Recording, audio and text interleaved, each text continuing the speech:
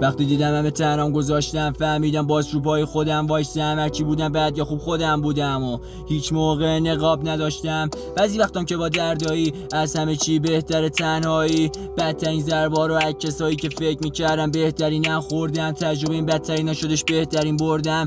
همه اولش خوبن سلامتی خونه وادم که تا تش برا موندن. تنها کسی که بانگاش آرومم کرد خودم بودم. خودم با خودم موندم. وقتی آدمای لاشی همش دورم بودم. وقتی آدمای دورم یه مش مفر بودن با می جنگیدن اما الان پشت سر موندن. امید درونم به میگه برو جلو که یه روشراتو میخونی با همراهی مردم. میگه رد کن درصدی جلوته چی توی دلت هست بزنم اون حرفو. یه رو رویامو واقعی میکنم و واقعیت‌ها رو خاطره میکنم. توی قلم نیست تنفر و فاصله کلم. فقط نمیخوام بیارم هیچ فاشه‌ای دورم. ادعا زیاده احترام و کم هرچقدر گذشت فهمم بیشتر شد و توی ذهنم شدن چرا کم. از زندگیم دور کردم انرژی‌های منفی و راهمو میرم مهم نی داشته باشه هر چقدر سختی و